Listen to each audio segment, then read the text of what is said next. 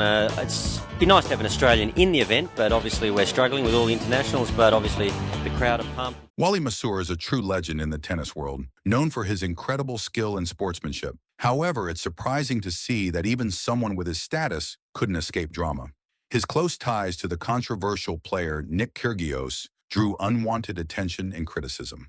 Masur's leniency towards Kyrgios, who is famous for his unpredictable behavior on and off the court, made things complicated for him. But before we proceed any further, make sure to subscribe. When Wally Masur took on the role of the Australian Davis Cup captain, he quickly found himself in a challenging position, especially when it came to his relationship with Nick Kyrgios. Known for his remarkable talent on the tennis court, Kyrgios also had a reputation for his outbursts and controversial behavior during matches. Many fans and analysts felt that Masur wasn't strict enough in addressing Kyrgios' actions, leading to some backlash. This criticism reached a peak in 2015 when Kyrgios made some inappropriate comments during a match against Stan Wawrinka. Those remarks not only caught the attention of the audience, but also sparked a wave of negative reactions throughout the tennis community. Fucking off this your girlfriend, sorry to tell you that much. While Masur was quick to condemn Kyrgios' comments, he also chose to stand by him and continued to include him in future Davis Cup ties. This decision didn't sit well with everyone, as many felt that Kyrgios' behavior warranted more serious consequences. Masur's defense of Kyrgios and his commitment to keeping him on the team led to heated discussions among tennis fans and experts. Some believed that Masur was too lenient and that his support for Kyrgios could undermine the integrity of the team. It was a tough balancing act for Masur, trying to support a talented player while also managing the expectations and values of the Davis Cup. Controversies and drama aside, Masur has to be one of the most incredible players of his time. His career truly demonstrates his excellence. McEnroe, serving right here, had his hands full with Wally Masur. Masur will lay down a nice forehand for a winner coming up in this highlight. Yeah, nice smack. Masur's journey in tennis began at a very young age. He picked up a racket for the first time when he was just 8 years old, and it didn't take long for his talent to shine through. By 1980, he had made a name for himself in the junior circuit, reaching the final of the Australian Open boys singles tournament and even winning the boys doubles title. This early success paved the way for his professional career, which he officially began in 1982. During this time, he was recognized as a scholarship holder at the Australian Institute of Sport, a program that helps support promising athletes. Masur's breakthrough year came in 1983 when he clinched his first top-level singles title in Hong Kong. He didn't stop there. He also won his first tour doubles title in Taipei. That same year, he made a significant mark by reaching the quarterfinals of the Australian Open, where he faced the legendary John McEnroe, a tough opponent who ultimately knocked him out of the tournament.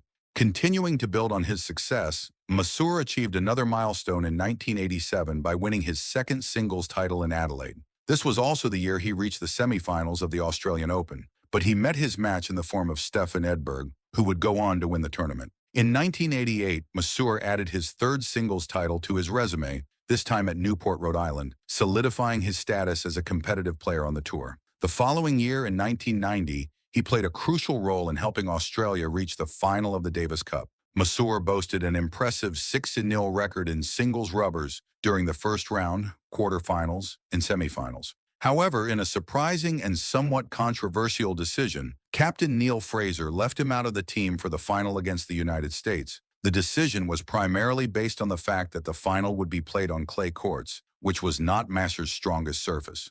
Ultimately, the U.S. team defeated Australia 3-2. The year 1993 turned out to be the pinnacle of Masur's career. He reached the semifinals of the U.S. Open, where he faced Cedric Pioline, but came up short. That year also marked a high point in his rankings, as he achieved his career-best rankings of world number 15 in singles and number 8 in doubles. He added to his achievements by winning doubles titles in Milan and Stuttgart, which turned out to be the last top-level titles of his career. Masur's retirement wasn't easy on his fans, but he made the right decision at the right time. I guess I was an active kid. I had active parents. My mum's still alive at 97. My father lived into his 90s. Masur officially retired from professional tennis in 1995, having won a total of 3 singles titles and 16 doubles titles. By the mid-1990s, many players began to assess their future and consider the next steps in their lives and careers. Masur had already experienced a lot of success and felt it was the right time to transition to other opportunities within the sport. After hanging up his racket, he continued to contribute to the sport he loved. In January 2015, he was appointed as the captain of Australia's Davis Cup team, succeeding the well-respected Pat Rafter.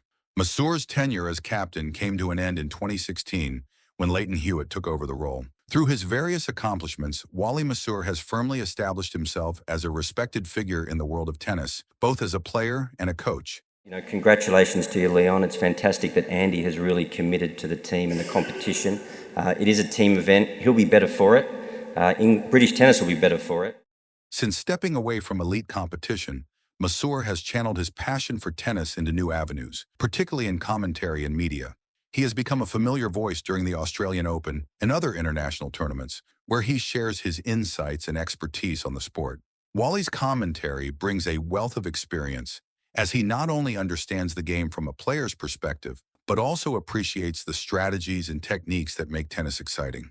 In addition to his work in the media, Wally is deeply committed to fostering the growth of tennis at the grassroots level throughout Australia. He believes in the importance of developing young talent and nurturing a love for the game in future generations. Through various initiatives and programs, he actively promotes tennis in schools and local clubs, ensuring that children and young players have the opportunity to participate and develop their skills. Masur's life is a remarkable story of versatility and talent. He has successfully balanced multiple roles throughout his career, showcasing his skills as a professional tennis player, commentator, and mentor. His hard work and dedication led him to compete at the highest levels, where he achieved significant milestones, including reaching the semi-finals of the US Open and winning numerous titles. After retiring from professional play, Wally shifted his focus to commentary, becoming a respected voice during major events like the Australian Open. His insights and experience as a player have allowed him to connect with fans and enhance their understanding of the game.